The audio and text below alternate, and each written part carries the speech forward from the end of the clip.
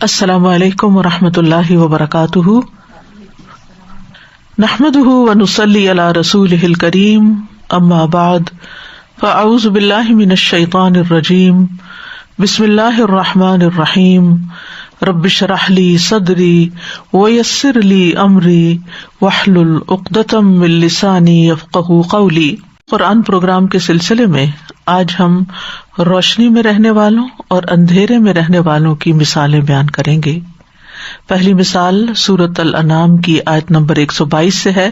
ارشاد باری تعالیٰ ہے، کیا بھلا وہ جو مردہ تھا پھر ہم نے اسے زندہ کیا اور ہم نے اس کے لیے ایک نور بنا دیا جس کے ساتھ وہ لوگوں کے درمیان چلتا ہے، کیا اس کی طرح ہو سکتا ہے جو اندھیروں میں ہے، ان سے نکلنے والا نہیں۔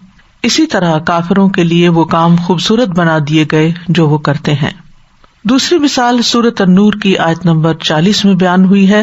ارشاد باری تعالیٰ ہے، یا ان کافروں کے اعمال کی مثال ایسے ہے جیسے نہایت گہرے سمندر میں اندھیرے ہوں جسے موج نے ڈھانپ لیا ہو، اس کے اوپر ایک اور موج ہو، اس کے اوپر بادل ہوں، بعض کے اوپر بعض اندھیرے ہیں، جب وہ اپنا ہاتھ نکالتا ہے تو قریب ہے کہ اسے دیکھ بھی نہ سکے، اور جس کے لیے اللہ نے کوئی نور نہیں بنایا تو اس کے لیے کوئی نور نہیں ہے۔ تیسری مثال سورۃ الملک کی ہے جس میں ہدایت یافتہ اور بھٹکے ہوئے انسان کا فرق بتایا گیا ہے۔ ارشاد باری تعالیٰ ہے، کیا بھلا وہ جو اپنے چہرے کے بل اوندھا چلتا ہے زیادہ ہدایت یافتہ ہے یا وہ جو سیدھا ہو کر درست راستے پر چلتا ہے۔ تو آئیے ہم پہلی مثال کے سیاق و سباق کے بارے میں دیکھتے ہیں اور اس کی وضاحت کو۔ یہ مثال سورۃ الانعام میں آئی ہے۔ اس سورت کے شروع میں ظلمات اور نور کا ذکر ہے۔ الحمدللہ الذی خلق السماوات والارض وجعل الظلمات والنور ثم الذین کفروا بربہم یعدلون۔ سب تعریف اللہ کے لیے ہے جس نے آسمانوں اور زمین کو پیدا کیا اور اسی نے اندھیروں اور روشنی کو بنایا۔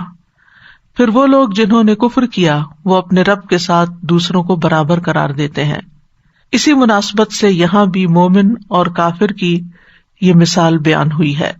پھر اسی طرح اس سورت کے اندر ہم دیکھتے ہیں کہ جانوروں کے مردار کا بھی ذکر ہے اور پھر جانوروں میں حلال جانوروں کا بھی ذکر ہے، تو ان دونوں میں بھی بہت فرق ہے۔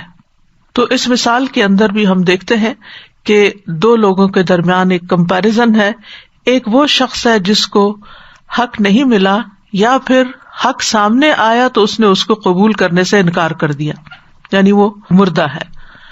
گویا ایسا انسان جو ہے وہ ذہنی طور پر، فکری طور پر، ایمانی طور پر زندگی نہیں رکھتا، اسی وجہ سے اس کی شخصیت کے اندر ایک فلا رہ گیا۔ ایسا انسان جسمانی طور پر زندہ ہو سکتا ہے لیکن روحانی اعتبار سے وہ ایک مرا ہوا انسان ہوگا۔ جس طرح مادی خوراک یعنی کھانا پینا اگر انسان کو نہ ملے تو وہ جسم کو بے جان کر دیتا ہے، اسی طرح انسان کو اگر روحانی غذا نہ ملے تو وہ اس کے دل کو مردہ کر دیتی ہے اور گویا وہ یوں اندھیروں میں ہوتا ہے۔ اس کے برعکس وہ شخص جو حق کو پا لیتا ہے، وہ پہلے ایک مردہ انسان تھا، پھر حق ملنے کے بعد، ایمان کی روشنی ملنے کے بعد وہ زندہ ہو گیا، متحرک ہو گیا اور اسے سیدھا راستہ نظر آنے لگا۔ تو یہ دونوں انسان جو ہیں یہ ایک جیسے نہیں ہو سکتے۔ ایک وہ ہے جس نے حق کو پا لیا اور ایک وہ ہے جو حق سے محروم ہے۔ ان دونوں کے درمیان بہت بڑا فرق ہے، جیسے زندہ اور مردہ کا فرق ہوتا ہے۔ تو اس آیت میں اللہ تعالیٰ فرماتے ہیں، اوامن کان میتن فاحییناہ۔ اوامن، اس میں حمزہ استفہام انکاری ہے، یعنی جس بات کے متعلق سوال کیا گیا ہے یہ اس کو رد کرنے کے لیے ہے۔ تو اوامن کان میتن، تو کیا بھلا وہ جو میت تھا۔ میتن کا معنی کیا ہے؟ میتن، موت حیات کی ضد ہے۔ حیات کی طرح موت کی بھی کئی قسمیں ہیں، یعنی ایک موت وہ ہوتی ہے کہ جو انسان، حیوان، نباتات سب میں پائی جاتی ہے۔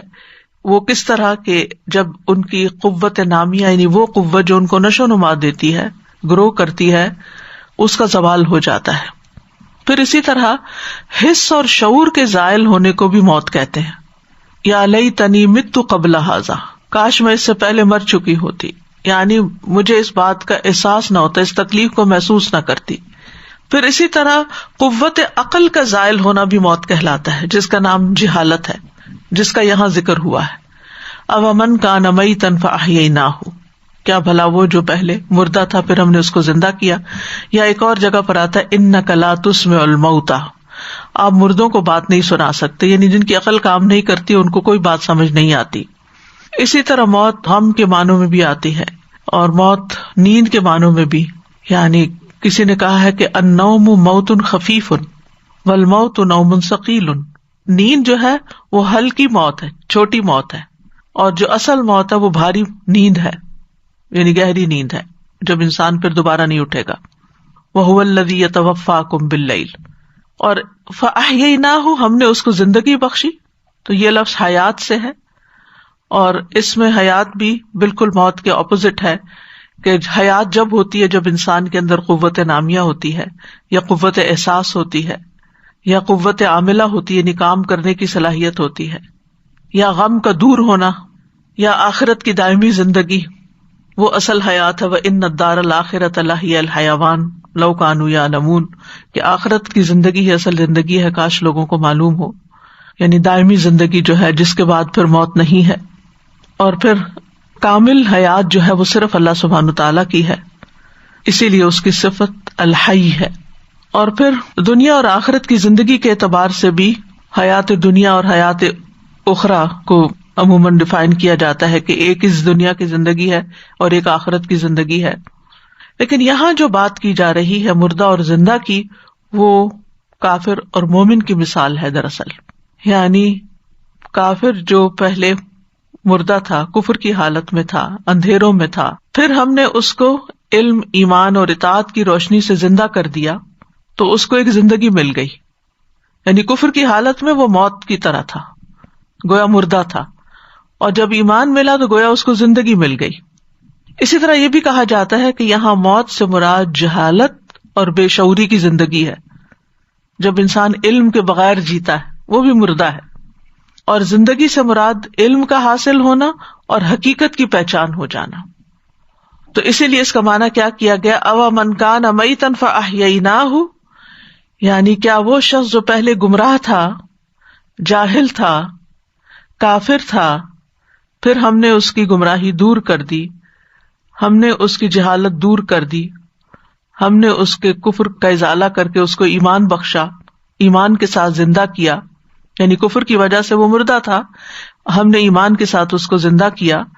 وَجَعَلْنَا لَهُ نُورًا يَمْشِي بِهِ فِي النَّاسِ، اور ہم نے اس کے لیے ایک نور بنایا جس کے ساتھ وہ لوگوں کے درمیان چلتا پھرتا ہے. نور وہ پھیلنے والی روشنی جو اشیاء کے دیکھنے میں مدد دیتی ہے، اور یہ دو قسم پر مشتمل ہوتی ہے، ایک دنیاوی اور ایک اخروی. دنیاوی نور جو ہے پھر دو قسم پر مشتمل ہے، ایک معقول جیسے عقل کی روشنی یا قرآن کی روشنی، یعنی جس کا صرف عقل سے ادراک کیا جا سکتا ہے، یعنی عقل کی روشنی جو ہوتی ہے، اور دوسری محسوس جس کا تعلق آنکھ سے ہوتا ہے، جیسے سورج کی روشنی، ستاروں کی روشنی وغیرہ.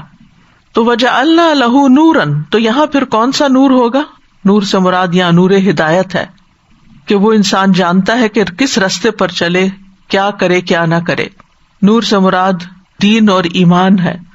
وجعلنا لہ نوراً. پھر اسی طرح یہ بھی کہا گیا کہ نور سے مراد قرآن اور اسلام ہے. پھر یہ کہ اللہ کی واضح کتاب جو روشن ہے. قتادہ کہتے ہیں اس سے مراد یعنی وجعلنا لہ نوراً، ہم نے اس کو نور دیا، اس سے مراد اللہ کی کتاب ہے، قرآن مجید ہے، جو مومن کے لیے اللہ کی طرف سے بہت واضح اور روشن ہے. وہ اس واضح دلیل پہ عمل کرتا ہے، اسی کو لیتا ہے، اسی دلیل پہ رک جاتا ہے، یعنی جو کرنے کو کہتا ہے وہ کرتا ہے، اور جہاں کہتا ہے رک جاؤ تو رک جاتا ہے. جیسے روشنی میں چلنے والا انسان دیکھ بھال کے چلتا ہے، جہاں سے وہ گزر سکتا ہے وہاں سے گزرتا ہے، اور جہاں اس کو رکاوٹ نظر آتی ہے وہاں وہ رک جاتا ہے یا اپنا رستہ بدل لیتا ہے، سوچ سمجھ کے چلتا ہے. یعنی وجعلنا لہ نورا یمشی بہ فی الناس، تو یعنی جہاں وہ جاتا ہے اس کی روشنی ساتھ ہوتی ہے. یعنی جس کے اندر ایمان کا چراغ ہو اور جس کے اندر علم ہو چاہے وہ کسی مجلس میں جائے، چاہے وہ بازار میں جائے، چاہے وہ اپنی جاب پہ جائے، چاہے وہ اپنے گھر میں، وہ جہاں بھی ہوتا ہے اس کی روشنی اس کے ساتھ ہوتی ہے. تو اس سے کیا پتہ چلتا ہے کہ وہ اپنی ذات کے اندر بھی روشن ہوتا ہے اور وہ روشنیاں پھیلاتا بھی ہے. گویا مومن کا جو فائدہ ہے وہ صرف اس کی ذات تک محدود نہیں ہوتا بلکہ دوسروں تک بھی لے جاتا ہے. یمشی بہ فی الناس، یعنی یہ نہیں کہ اس کو نور ملا اور وہ گھر بیٹھ گیا یا آرام سے بیٹھ گیا، بلکہ کیا کرتا ہے، یمشی بہ فی الناس، لوگوں سے میل جول رکھتا ہے، ان کی زندگیوں کو روشن کرتا ہے، ان کے لیے بھی روشنی کا سبب بنتا ہے. یعنی اس کی روشنی اپنے لیے بھی ہوتی ہے اور دوسروں کے لیے بھی ہوتی ہے، اور جتنی زیادہ وہ روشنی پھیلاتا ہے آخرت میں اتنا ہی زیادہ اس کے لیے نور ہوگا جو پل صراط پر انسانوں کو چاہیے. یعنی لوگ ایسے انسان سے فائدہ اٹھاتے ہیں دنیا میں، اس کے ایمان کے نور سے روشنی حاصل کرتے ہیں. وہ جہاں جاتا ہے خیر پھیلاتا ہے، وہ جہاں جاتا ہے فائدے کا ہوتا ہے. ابن القیم رحمہ اللہ کہتے ہیں کہ وَجَعَلْنَا لَهُ نُورًا يَمْشِي بِهِ فِي النَّاسِ، یہ جملہ کئی چیزوں پر مشتمل ہے. نمبر 1 کہ لوگ اندھیروں میں ہیں، وہ ان میں روشنی کے ساتھ چلتا ہے. یعنی جن لوگوں کے اندر جہالت ہے، جو لوگ جہالت کا شکار ہیں، یہ علم والا، ایمان والا نور لے کر ان تک پہنچتا ہے اور ان کو روشنی دکھاتا ہے. بس اس کی اور لوگوں کی مثال ایسے ہے جیسا کہ وہ لوگ جن پر رات چھا جائے اور راہ گم کر بیٹھے ہوں، یعنی سفر کر رہے ہیں اور اندھیرا آ جائے اور ان کو رستہ ہی نہ ملے اور وہ راستے کی طرف رہنمائی ہی حاصل نہ کر سکتے ہوں، اور دوسرے آدمی کے پاس روشنی ہے، اس روشنی کے ساتھ چلتا ہے اور راستے کو دیکھتا جاتا ہے، جن چیزوں سے بچنا چاہیے ان سے بچتا جاتا ہے اور جہاں سے جانا چاہیے اس طرف سے جاتا رہتا ہے. یمشی بہ فی الناس. دوسری بات وہ کہتے ہیں کہ وہ چیز جس پر یہ جملہ مشتمل ہے وہ یہ ہے کہ ایسا شخص لوگوں میں اپنے نور کے ساتھ چلتا ہے تو وہ بھی اس سے اتنا نور حاصل کر لیتے ہیں جتنی ان کو اس نور کی ضرورت ہوتی ہے. تیسرا یہ کہ قیامت کے دن وہ اپنے نور کی وجہ سے پل صراط پر چلے گا، جبکہ شرک کرنے والے، منافقت کرنے والے، یہ سب شرک اور منافقت کے اندھیروں میں ہوں گے. تو ایسا شخص جو پہلے مردہ تھا، اس کو علم ہی نہیں تھا، کچھ پتہ ہی نہیں تھا دین کیا، ایمان کیا ہے، جیسے نبی صلی اللہ علیہ وسلم کے آنے سے پہلے کے حالات تھے لوگوں کے. پھر ان کو ایمان ملا، پھر قرآن ملا، ہدایت ملی، نور ملا، پھر وہ اس چراغ کو لے کے آگے چلے اور زندگیاں لوگوں کی روشن ہوتی چلی گئی، خیر ہی خیر پھیلتی چلی گئی. کیا یہ لوگ اور وہ جو اندھیروں میں ہی رہے، ابو جہل اور ابو لہب جیسے، یہ ایک جیسے ہو سکتے؟ یہ ایک جیسے نہیں ہو سکتے. ان کی زندگیاں کتنے فائدے میں رہی، کتنے بے شمار لوگوں کو ان سے فائدہ پہنچا. حضرت عمر نے کیسی عدل والی حکومت قائم کی، کیسے کیسے علاقے فتح کی اور وہاں اسلام پھیلا، روشنی پھیلی.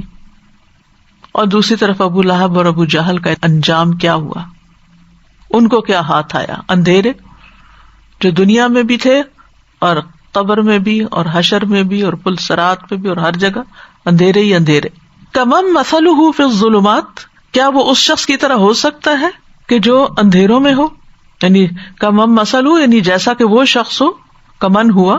اور مثل کا کیا معنی ہے؟ ایسی بات جو کسی دوسری بات سے ملتی جلتی ہو اور ان میں سے کسی ایک کے ذریعے دوسری کا مطلب واضح ہو جائے. فی الظلمات، ظلمات ظلمت کی جمع ہے، روشنی کا معدوم ہونا.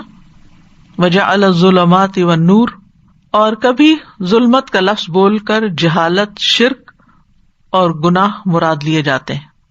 جس طرح نور کا لفظ علم اور ایمان اور عمل صالح پہ بولا جاتا ہے، اسی طرح ظلمت کا لفظ جہالت، شرک اور فسق و فجور کے معنوں میں لیا جاتا ہے. قرآن مجید میں آتا نا، اللہ ولی الذین آمنوا یخرجہم من الظلمات الی النور. سورۃ ابراہیم میں حضرت موسیٰ کو کہا گیا تھا ان اخرج قومک من الظلمات الی النور، کہ اپنی قوم کو اندھیروں سے نکال کے روشنی کی طرف لے آؤ. تو اس آیت میں ظلمات سے مراد کفر، گمراہی، منافقت وغیرہ کے اندھیرے ہیں. اور جب انسان کے اندر علم نہیں ہوتا، نور نہیں ہوتا، تو پھر اس کے اندر خواہشات جنم لیتی ہیں اور وہ ہر حرام رستے پہ چلنے لگتا ہے. جب ایمان نہیں ہوتا تو شبہات ہوتے ہیں، شکوک ہوتے ہیں، اور انسان مختلف طرح کی گمراہیوں میں پڑا ہوا ہوتا ہے. لیس بخارج منہا، وہ اس سے نکلنے والا ہی نہیں، یعنی ان گمراہیوں سے، ان اندھیروں سے اس کے نکلنے کا کوئی امکان نہیں ہے. اندھیرا ہونے کی وجہ سے وہ راستہ دیکھ نہیں پاتا، اندھیروں میں ہی ڈوبا رہتا ہے. کذالک زین للکافرین ما کانوا یعملون، اسی طرح کافروں کے لیے ان کے وہ اعمال جو وہ کرتے ہیں مزین کر دیے گئے، اس لیے وہ اندھیرے سے نہیں نکلتے، وہ اندھیروں میں ہی خوش ہیں، وہ اس کو بڑی چیز سمجھتے ہیں. یعنی ان کے اندھیروں سے نہ نکلنے یا نکلنے کا راستہ نہ پانے کی وجہ کیا ہے کہ وہ ان اندھیروں سے کمفرٹیبل ہو گئے، تاریکیوں سے مانوس ہو گئے ہیں، انہیں اپنے برے کام اچھے لگتے ہیں. ان کے لیے شیطان نے برائیاں مزین کر دی ہیں، اور ان میں بے شمار برائیاں تھی، جیسے نبی صلی اللہ علیہ وسلم کے زمانے میں نبی صلی اللہ علیہ وسلم کی مخالفت، ایمان والوں کے ساتھ دشمنی، پھر غیر اللہ کے لیے جو جانور قربان کرتے تھے، حرام کو حلال کرتے تھے، عورتوں کے ساتھ برا سلوک، اور اس طرح کی بہت سی برائیاں، اپنی اولاد کو قتل کر دینا، جیسے سورۃ الانعام میں ہی آتا ہے وَكَذَلِكَ زَيَّنَ لِكَثِيرٍ مِّنَ الْمُشْرِكِينَ قَتْلَ أَوْلَادِهِمْ شُرَكَاؤُهُمْ. اسی طرح بہت سے مشرکوں کے لیے اپنی اولاد کو مار ڈالنا ان کے شریکوں نے خوشنما بنا دیا، وہ اس پہ خوش، اپنی اولاد مار کے. اس سے زیادہ جہالت کیا ہوگی؟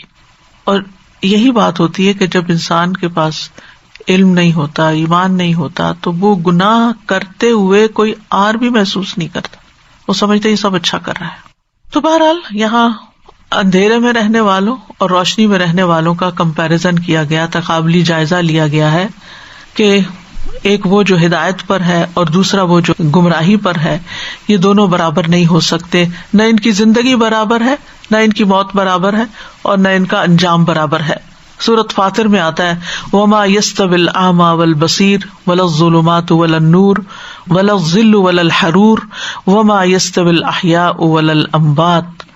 اور اندھا اور دیکھنے والا برابر نہیں، نہ اندھیرے اور نہ روشنی، اور نہ سایہ اور نہ دھوپ، نہ زندے برابر ہے نہ مردے برابر ہیں. اور جیسے کہ پہلے میں نے ذکر کیا کہ بعض کے نزدیک اس مثال سے خاص لوگ مراد ہیں، جیسے عمر بن خطاب، ابوبکر رضی اللہ عنہ، عمار بن یاسر، اور دوسری طرف اندھیروں میں جیسے ابو جہل وغیرہ.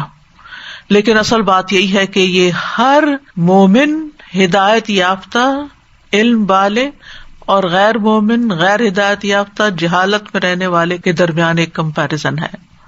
اللہ سبحانہ وتعالیٰ نے یہاں کفار کو مردہ کہا ہے، اور ایک اور جگہ پر بھی آتا ہے سورۃ النحل میں اموات غیر احیاء، یہ مردہ ہیں، زندہ نہیں ہیں. سورۃ یاسین میں آتا ہے لینذر من کان حیا، یہ کتاب اس لیے آئی ہے، یہ نبی اس لیے آیا تاکہ اسے ڈرائے جو زندہ ہے. پھر اسی طرح اللہ تعالیٰ کا فرمان ہے انک لا تسمع الموتى، بے شک آپ مردوں کو نہیں سنا سکتے. پھر وما یستوی الاحیاء ولا الاموات، مردہ اور زندہ برابر نہیں ہوتے. تو میت کو نہیں پتہ چلتا اس کو کہاں لے جایا جا رہا ہے، اس کی قبر کہاں ہے، اس کے ساتھ کیا کیا جا رہا ہے، کچھ پتہ نہیں. ایسے ہی ایک جاہل انسان جو ہوتا ہے، ایک ایمانی طور پہ مردہ انسان، اس کو بھی نہیں پتا ہوتا اس کی زندگی کس ڈگر پہ جا رہی ہے، وہ کس انجام کی طرف بھاگا چلا جا رہا ہے. ہدایت یافتہ انسان جو ہے وہ اپنے ہوش و حواس میں ہر فیصلہ سوچ سمجھ کے کرتا ہے، جبکہ مردہ انسان کسی بھی معاملے میں اس کے کوئی ڈیسیژن پار نہیں ہوتی، کوئی حرکت نہیں ہوتی اس کے اندر.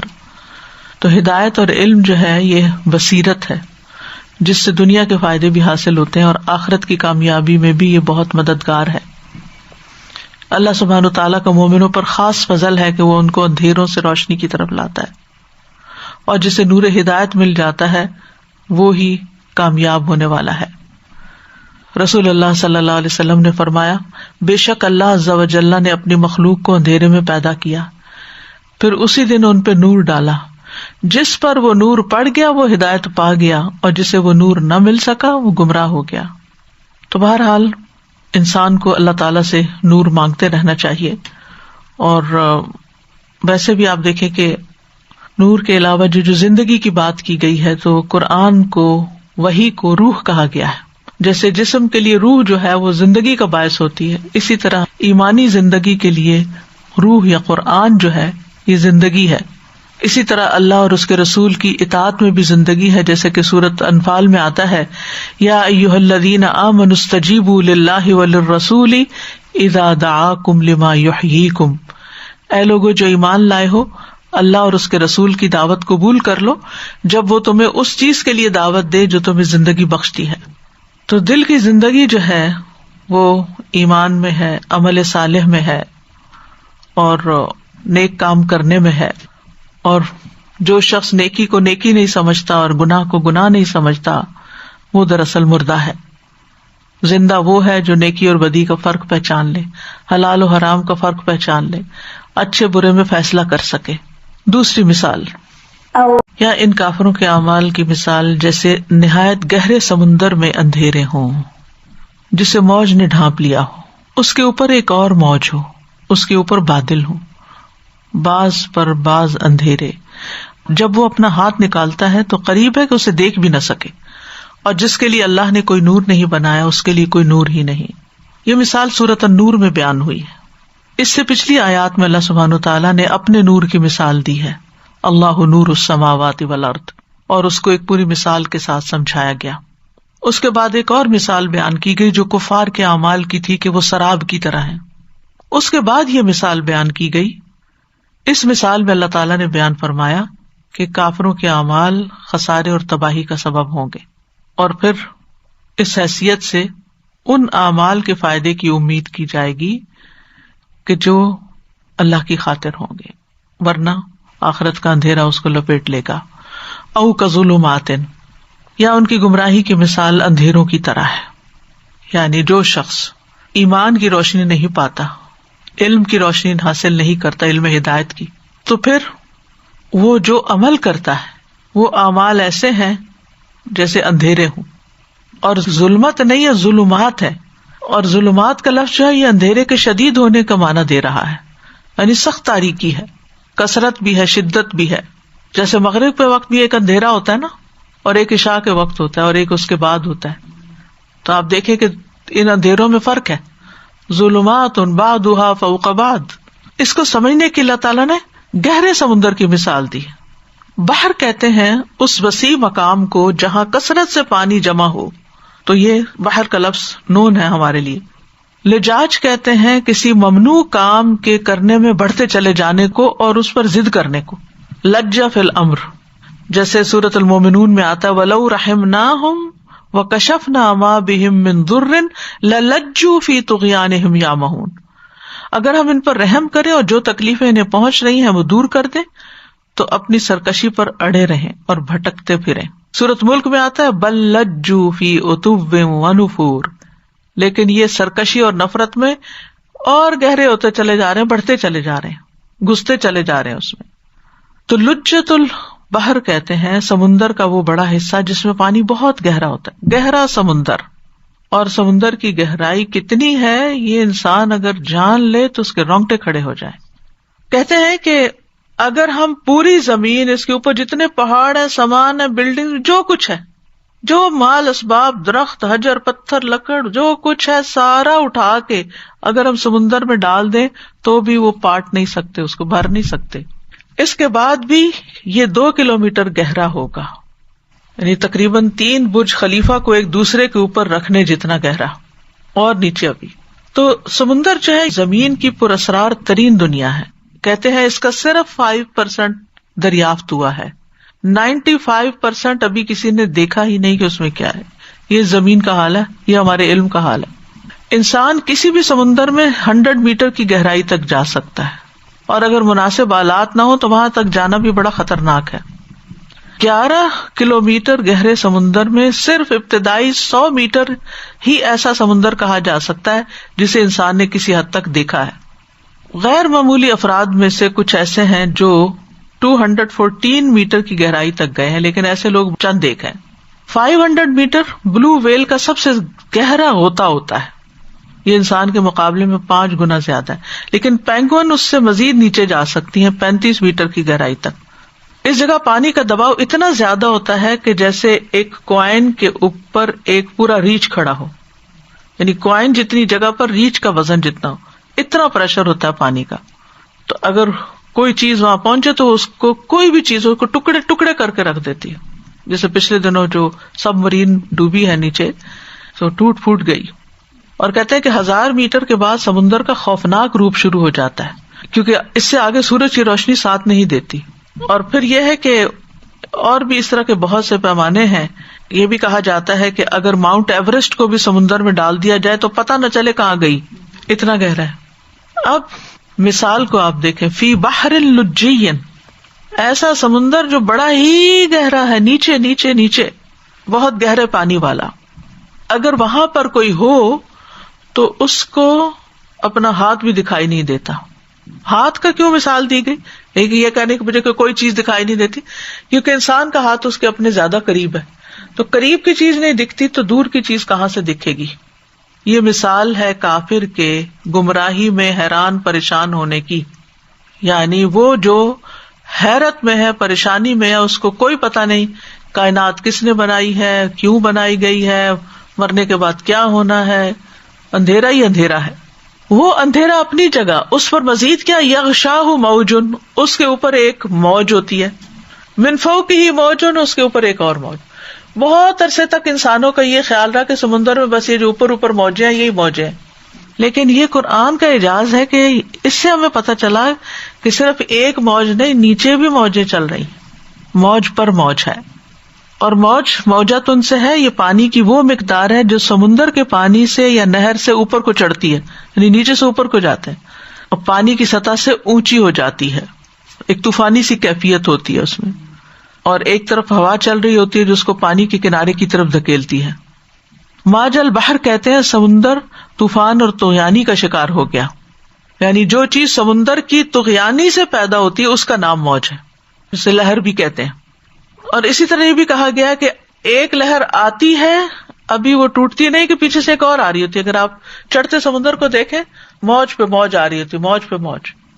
یہ تو سطحی موج ہے نا، ایک اندر بھی موجیں ہیں، یعنی ایک اندھیرا ختم نہیں ہوتا تو اس کے اوپر ایک اور اندھیرا ہے. من فوقہ سحاب، اوپر سے یہ کہ بادل بھی چھائے ہوئے ہیں، بادلوں کا بھی اندھیرا ہے، سورج بھی نہیں ہے. تو سمندر کی تہہ میں اس اندھیرے کا حال کیا ہوگا؟ اس سے زیادہ اندھیرا کہیں ہو ہی نہیں سکتا، شدید اندھیرا. اور ظلمات کا لفظ جیسے پہلے بھی میں نے ذکر کیا، شدت سختی کے لیے بھی استعمال ہو رہا ہے کیونکہ جمع کا صیغہ ہے. تو ظلمات کہہ کے اللہ نے کافروں کے اعمال مراد لیے ہیں، اور بحر لجی سے مراد کافر کا دل ہے، اور موج سے مراد اس کے اوپر چھائی ہوئی جہالت، شکوک و شبہات، حیرت اور پریشانی ہے. اور سحاب سے مراد کافر کے دل پہ لگا ہوا ٹھپا اور مہر ہے. تو اللہ تعالیٰ نے 3 اندھیروں کا یہاں ذکر کیا، سمندر کا اندھیرا، موجوں کا اندھیرا، بادلوں کا اندھیرا. تو کافروں کا بھی یہی حال ہوتا ہے کہ وہ بھی عقیدے کا اندھیرا، ایمان نہیں، قول کا اندھیرا یعنی کوئی سیدھی بات نہیں، اور عمل کا اندھیرا یعنی بات بھی بغیر علم کے اور عمل بھی بغیر علم کے. اور ان کی روحیں پیاسی کی پیاسی، چاہے وہ دنیا کے بڑے بڑے کارنامے اور کرشمے کر لیں، ان کے نفوس حیران و پریشان ہیں، وہ خواہشات اور شکوک و شبہات کا شکار ہیں، اندھیروں میں بھٹک رہے ہیں. ظلمات بعضها فوق بعض، بعض اندھیروں کے اوپر مزید بعض اندھیرے، یعنی بہت زیادہ تاریکی، تہ بتہ تاریکی. مطلب یہ کہ ان کے اندر بھی جہاں شرک کا اندھیرا ہوتا ہے، جہالت کا اندھیرا ہوتا ہے، شکوک و شبہات کا اندھیرا ہوتا ہے، پھر گمراہی کا اندھیرا ہوتا ہے، تو تہ بتہ شر چڑھا ہوا ہے. جیسے سورۃ الجاسیہ میں آتا ہے، افرأیت من اتخذ الہہ ہواہ، کیا بھلا دیکھا تم نے اس شخص کو جس نے اپنا معبود اپنی خواہش کو بنا لیا، وَأَضَلَّهُ اللَّهُ عَلَىٰ عِلْمٍ، اور اللہ نے اسے علم کے باوجود گمراہ کر دیا، وَخَتَمَ عَلَىٰ سَمْعِهِ وَقَلْبِهِ وَجَعَلَ عَلَىٰ بَصَرِهِ غِشَاوَةً، اور اس کے کان اور اس کے دل پر مہر لگا دی اور اس کی آنکھ پہ پردہ ڈال دیا. فَمَن يَهْدِيهِ مِن بَعْدِ اللَّهِ أَفَلَا تَذَكَّرُونَ، تو اللہ کے بعد اسے کون ہدایت دے گا؟ کیا تم نصیحت حاصل نہیں کرتے؟ کیا تمہیں سمجھ نہیں آتی؟ ابی ابن کعب اللہ تعالیٰ کے اس فرمان کے بارے میں کہتے ہیں کہ اس کا مطلب یہ ہے کہ یہ 5 قسم کے اندھیروں میں چلتا ہے. اس کی گفتگو اندھیرا ہے، اس کا عمل اندھیرا ہے، اس کا داخل ہونا اندھیرا ہے، اس کا نکلنا اندھیرا ہے، قیامت کے دن اس کا جہنم کی طرف ٹھکانا بھی اندھیرا ہے. تو دنیا میں مانوی اندھیرا، قبر میں بھی اندھیرا اور آخرت میں بھی اندھیرا. اذا اخرج یدہ لم یکد یراہا، اندھیرا اس قدر ہے کہ ہاتھ دکھائی نہیں دیتا. اگر وہ اپنا ہاتھ بھی نکالے تو ہاتھ بھی نہیں پتا ہوگا کہ کہاں ہے، کس شکل کا ہے. ومن لم یجعل اللہ لہ نورا فما لہ من نور، اور اللہ جس کے لیے نور نہ بنائے، جس کو نور عطا نہ کرے، تو اس کے لیے تو پھر کوئی نور ہے ہی نہیں. یعنی جس کو اللہ تعالیٰ ایمان نہ دے، ایمان کی توفیق نہ دے، جس کو اللہ تعالیٰ اپنی کتاب کا علم نہ دے، اپنے نبی کی سنت کا علم عطا نہ کرے، تو اس کے لیے پھر کوئی ہدایت نہیں ہوتی کہ جس کو وہ پکڑے. وَمَن يُضْلِلِ اللَّهُ فَلَا هَادِيَ لَهُ، اور اس کے مقابلے میں مومن کے ساتھ کیا معاملہ ہے؟ يَهْدِ اللَّهُ لِنُورِهِ مَن يَشَاءُ، اللہ اپنے نور کی طرف جس کی چاہتا ہے رہنمائی کر دیتا ہے. راتب نابلسی کہتے ہیں کہ یہ مثال قرآن کا معجزہ ہے، اور وہ کہتے ہیں کہ اس سے پہلے کوئی نہیں جانتا تھا، اور اب ریسنٹلی یہ انکشاف ہوا ہے کہ سمندر میں ایک بالائی طبقہ ہے اور ایک نچلا طبقہ ہے. یعنی ایک سمندر میں دراصل دو سمندر ہوتے ہیں، ایک سمندر اوپر ہے اور ایک سمندر نیچے، اور ہر سمندر کی موجیں الگ ہیں اور ہر سمندر کے پانی کی لہریں الگ ہیں. یعنی ایک اوپر کے حصے میں لہریں ہیں اور ایک نیچے کے حصے میں ہے، اور ہر سمندر کی اپنی اپنی خصوصیات ہیں. اور جو دوسرا سمندر ہے نیچے والا، اس میں گھٹا ٹوپ اندھیرا ہے. 200 میٹر کے بعد ایسی تاریکی ہے کہ آپ اس میں کچھ بھی دیکھ نہیں سکتے. یونس علیہ السلام وہاں تک گئے تھے، اسی لیے انہوں نے جب اللہ کو پکارا وَنَادَى فِي الظُّلُمَاتِ، کیونکہ مچھلی کا غوطہ میں نے آپ کو بتایا نا 500 میٹر تک ہوتا ہے، 200 میٹر تک تو ایسے روشنی ختم ہو جاتی. تو ایک تو رات کا اندھیرا تھا، دوسرا سمندر کی گہرائیوں کا، تیسرا مچھلی کے پیٹ کا اندھیرا. وَنَادَى فِي الظُّلُمَاتِ أَلَّا إِلَٰهَ إِلَّا أَنتَ سُبْحَانَكَ إِنِّي كُنتُ مِنَ الظَّالِمِينَ. تو اللہ سبحانہ وتعالیٰ نے ان کو وہاں سے نکال، مچھلی اوپر آئی، اس نے ان کو باہر نکالا، دن کی روشنی ہوئی، تو اللہ تعالیٰ نے ان کے غم پر غم سے ان کو نجات عطا کی. وَكَذَلِكَ نُنْجِي الْمُؤْمِنِينَ، ہم مومنوں کو بھی ایسے ہی نجات دیتے ہیں. یعنی مشکل وقت میں جب مومن اپنے رب کو پکارتے ہیں اور ایسے کلمات کے ساتھ، تسبیح کے ساتھ، اپنے گناہوں کا اعتراف کرتے ہوئے، تو اللہ تعالیٰ ان کو بھی نجات دیتا ہے. تیسری مثال جو سورۃ الملک کی آیت نمبر 22 میں بیان ہوئی ہے، وہ جو اپنے چہرے کے بل اوندھا چلتا ہے زیادہ ہدایت یافتہ ہے، یا وہ جو سیدھا ہو کر درست راستے پہ چلتا ہے.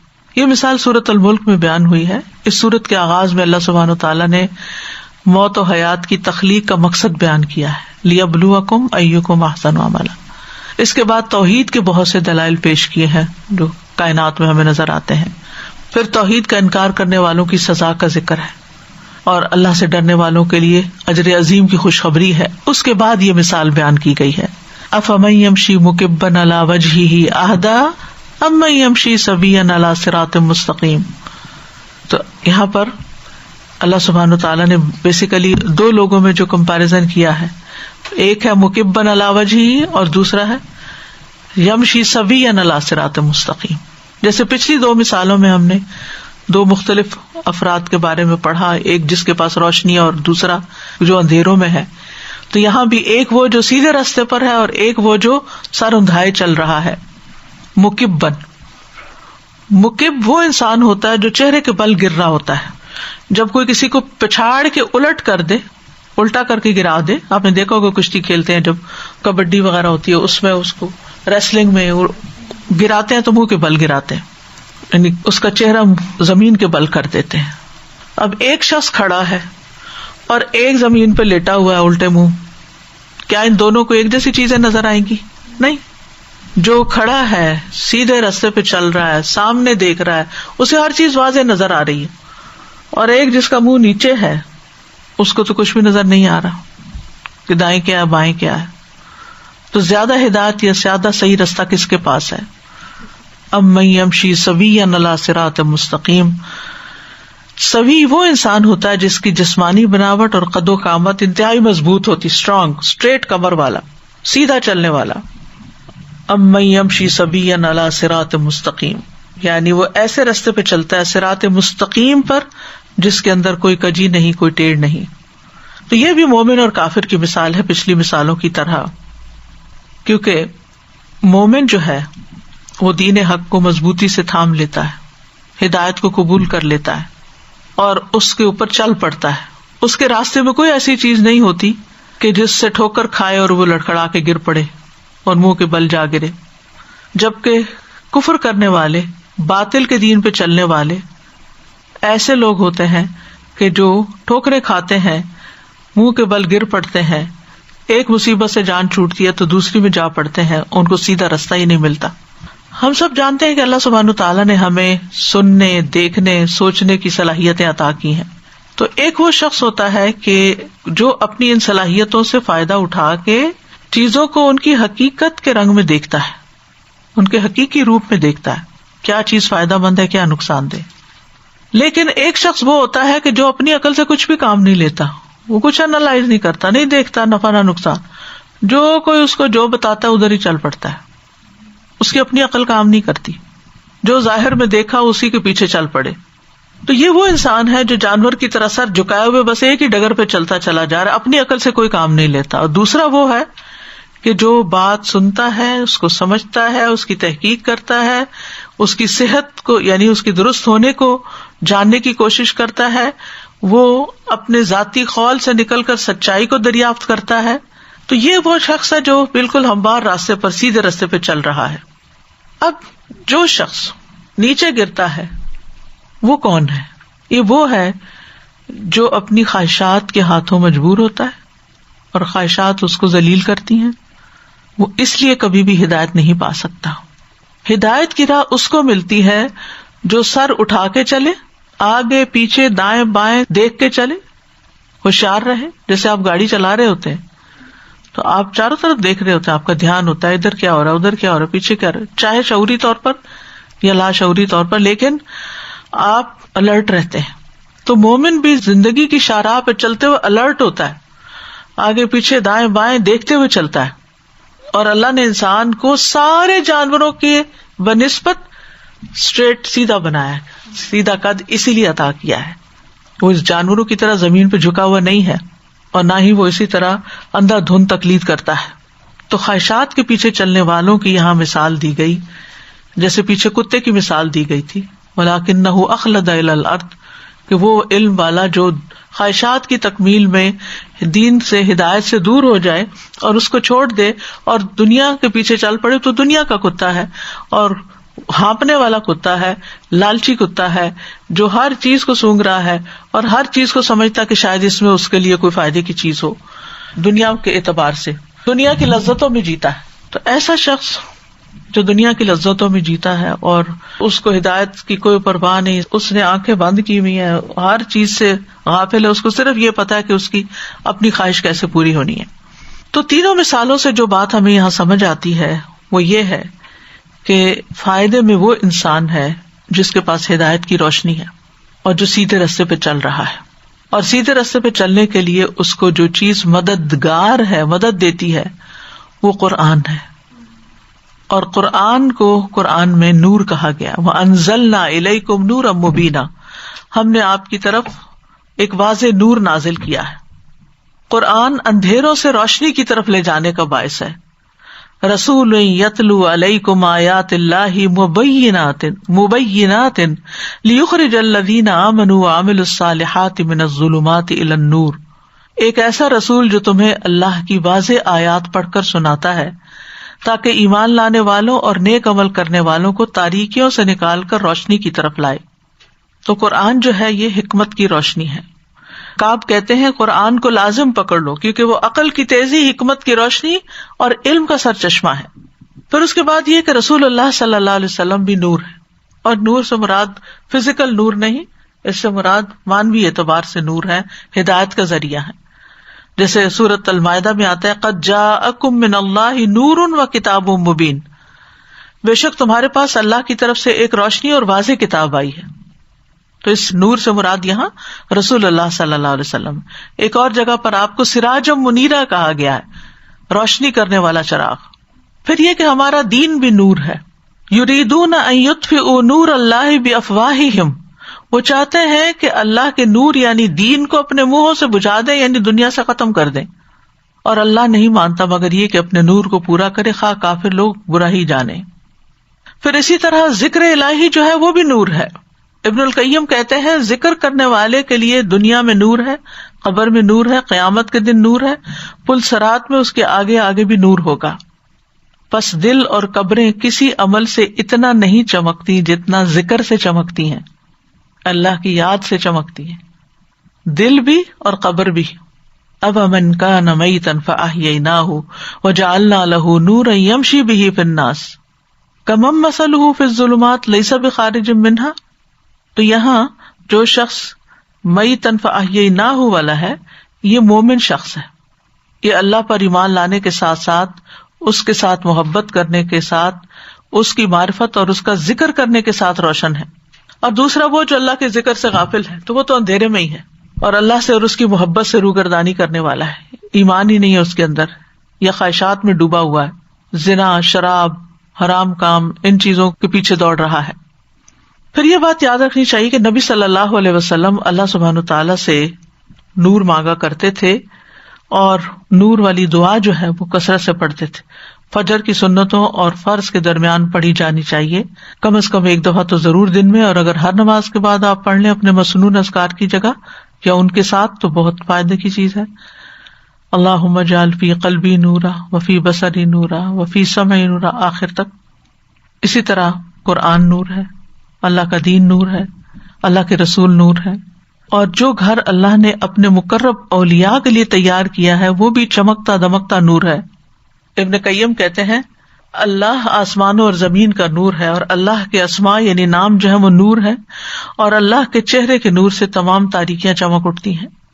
تو مومن کے لیے دنیا اور آخرت میں نور ہی نور ہے۔ پھر یہ ہے کہ انسان کی قبر میں روشنی ہوتی ہے اگر انسان ایمان اور عمل صالح کے ساتھ دنیا سے جاتا ہے۔ قیامت کے دن بعض بندے سورج کی طرح کا نور رکھتے ہوں گے۔ ابن عمر کہتے ہیں ایک دن میں نبی صلی اللہ علیہ وسلم کے پاس بیٹھا ہوا تھا، اس وقت سورج طلوع ہو رہا تھا۔ فرمایا قیامت کے دن میری امت کے کچھ لوگ اس طرح آئیں گے کہ ان کا نور سورج کی روشنی کی طرح ہوگا، اتنا نور لے کر آئیں گے۔ ابو بکر نے پوچھا رضی اللہ عنہ، یا رسول اللہ صلی اللہ علیہ وسلم کیا وہ ہم لوگ ہوں گے؟ فرمایا نہیں، تمہارے لیے تو خیر کثیر ہے، لیکن یہ وہ فقراء مہاجرین ہوں گے جنہیں زمین کے کونے کونے سے جمع کر لیا جائے گا۔ اسی طرح ایک اور حدیث میں آتا ہے کہ بعض نور کے ممبر پر ہوں گے، نورانی چہروں والے ہوں گے، نور کے لباس والے ہوں گے، اور obviously یہ اللہ سبحانہ تعالیٰ ہی عطا کرتا ہے جس کو عطا کرے۔ قیامت کے دن اللہ تعالیٰ ایسے لوگوں کے لیے نور کے ممبر رکھے گا۔ حدیث بڑی خوبصورت ہے، آپ لوگوں نے بہت دفعہ سنی ہوگی، اور سنتے ہیں پڑھتے ہیں تو دل خوش ہو جاتا ہے۔ ایک دیہاتی آپ کے پاس آیا اور گھٹنوں کے بل جھک کے عرض کیا، یا رسول اللہ کچھ ایسے لوگ ہیں جو انبیاء اور شہید تو نہ ہوں گے مگر قیامت کے روز اللہ کے ہاں ان کے بلند مرتبہ منازل کو دیکھ کے انبیاء اور شہداء ان پہ رشک کریں گے۔ ان لوگوں کے اوصاف ہمیں بتائیے کہ وہ کون ہوں گے جن پر انبیاء بھی رشک کریں گے۔ آپ اس دیہاتی کا سوال سن کے خوش ہو گئے۔ فرمایا یہ وہ لوگ ہوں گے جن کا نہ نسب نامہ لوگوں میں معروف ہوگا، نہ قبیلہ، بلکہ اجنبی قبائل سے تعلق رکھتے ہوں گے، ان کے درمیان کوئی رشتہ داری نہیں ہوگی، وہ اللہ کی وجہ سے ایک دوسرے سے محبت کرتے ہوں گے اور صف بندی کرتے ہوں گے۔ قیامت کے دن اللہ ان کے لیے نور کے ممبر رکھے گا اور انہیں ان پر بٹھائے گا، ان کے چہرے نورانی کر دے گا اور ان کا لباس بھی نور کا ہوگا۔ قیامت کے دن سب لوگ خوف زدہ ہوں گے، یہ خوف زدہ نہیں ہوں گے، یہ وہی اولیاء اللہ ہوں گے جن پر نہ کوئی خوف ہوگا اور نہ وہ غمگین ہوں گے۔ تو یہ آخرت کا نور ہے جو لوگوں کو ملے گا۔